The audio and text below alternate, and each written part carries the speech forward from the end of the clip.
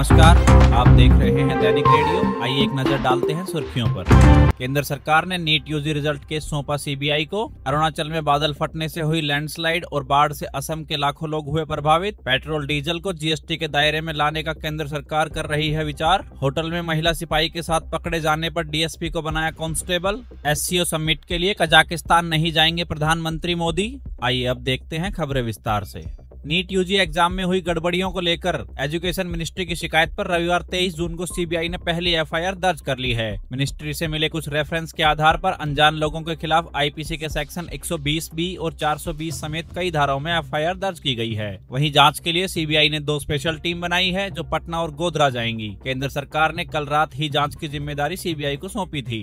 इससे पहले केंद्र सरकार ने शनिवार रात 9 बजे एनटीए के डायरेक्टर जनरल सुबोध कुमार सिंह को हटाकर उनकी जगह प्रदीप सिंह खरोला को नया डीजी नियुक्त किया गया है। वहीं 5 मई को हुई नीट परीक्षा के रिजल्ट में ग्रेस मार्क्स पाने वाले 1563 कैंडिडेट के लिए आज रविवार को री एग्जाम हुआ था। ये एग्जाम दोपहर 2 बजे से शाम 5:20 के बीच शेड्यूल किया गया था, लेकिन कई छात्र परीक्षा में शामिल ही नहीं हुए। जैसे चंडीगढ़ में सिर्फ 2 कैंडिडेट के लिए एग्जाम सेंटर बनाया गया, लेकिन दोनों ही शामिल नहीं हुए।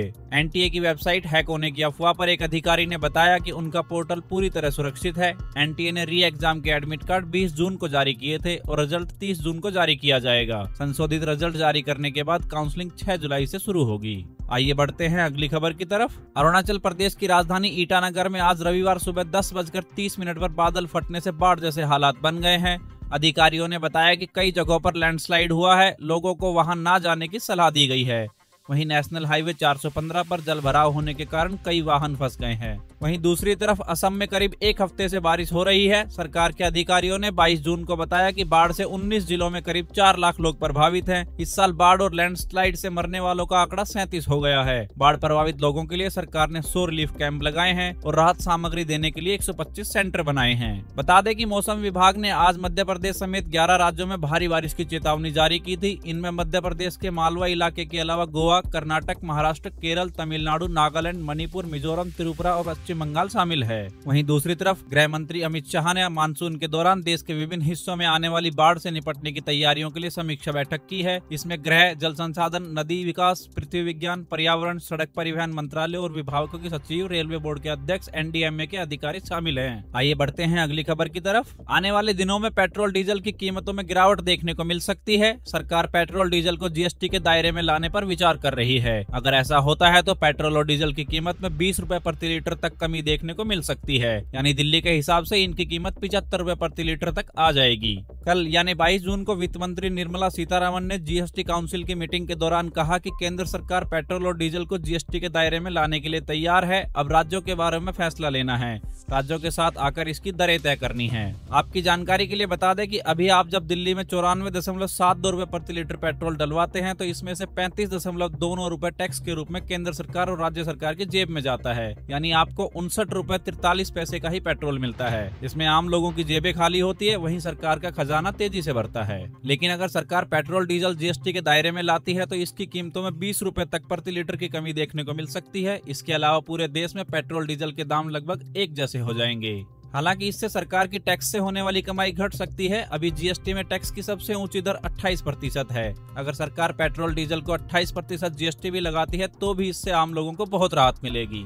आइए बढ़ते हैं अगली खबर की तरफ। आमतौर से लोगों का नौकरी में प्रमोशन होता है, लेकिन उन्नाव के डिप्टी एसपी रहे कृपाशंकर कनौजिया का डिमोशन करके कांस्टेबल बना दिया गया है। दरअसल कानपुर के एक होटल में महिला सिपाही के साथ पकड़े जाने के बाद उन्हें डिमोट किया गया है। लखनऊ में अपर पुलिस महानिदेशक के 22 जून को जारी आदेश के बाद गोरखपुर में पीएसी की 26 बटालियन में बतौर कांस्टेबल उनकी तैनाती की गई है। पुलिस सूत्र बताते हैं कि कृपाशंकर गोंडा से ट्रांसफर के बाद उन्नाव गए थे। यहाँ बीघापुर सर्किल में तैनात हुए तो बिहार थाने से तैनात एक महिला दरोगा को परेशान किया। उसे अभद्र मैसेज भेजे, विरोध किया तो उसने दरोगा की विभागीय फाइल खोल दी। परेशान होकर उसने ट्रांसफर करवा लिया। उसी दौरान महिला सिपाही उनके संपर्क में आ गई थी। मामला सामने आने के बाद पुलिस विभाग की छवि खराब होने के बाद शासन ने रिपोर्ट भेजी गई। शासन ने मामले की समीक्षा के बाद कृपाशंकर कनौजिया को सिपाही बनाने की संस्तुति की थी। इस पर अपर पुलिस महानिदेशक के आदेश पर कृपाशंकर कनौजिया को अधिकारी पद से आरक्षी के पद पर तैनात कर दिया गया है। आइए बढ़ते हैं अगली खबर की तरफ। रिपोर्ट्स के मुताबिक प्रधानमंत्री नरेंद्र मोदी अगले महीने कजाकिस्तान में होने वाली संघाई सहयोग संगठन के शिखर सम्मेलन में भाग नहीं लेंगे। मीडिया रिपोर्ट्स में सूत्रों के हवाले से दावा किया जा रहा है कि उनकी जगह विदेश मंत्री एस जयशंकर जयशंकर शामिल होने की उम्मीद है। सूत्रों के मुताबिक मोदी ने 3 से 4 जुलाई को होने वाले शिखर सम्मेलन के लिए अस्ताना नहीं जाने का फैसला किया है। हालांकि उन्होंने पहले यह कंफर्म किया था कि वो एससीओ सिक्योरिटी समिट के लिए कजाकिस्तान जाएंगे।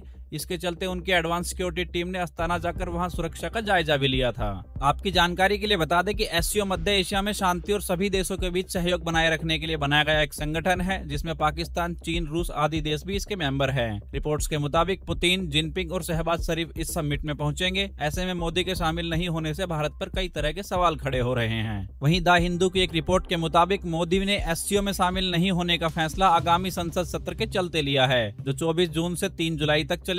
लोकसभा अध्यक्ष के चुनाव और दोनों सदनों में राष्ट्रपति के अभिभाषण के अलावा माना जा रहा है कि प्रधानमंत्री 2 से 4 जुलाई के बीच लोकसभा और राज्यसभा के राष्ट्रपति के धन्यवाद प्रस्ताव पर बहस का जवाब भी देंगे। ये थी आज की बड़ी खबरें। आप देख रहे थे दैनिक रेडियो। नमस्कार, धन्यवाद।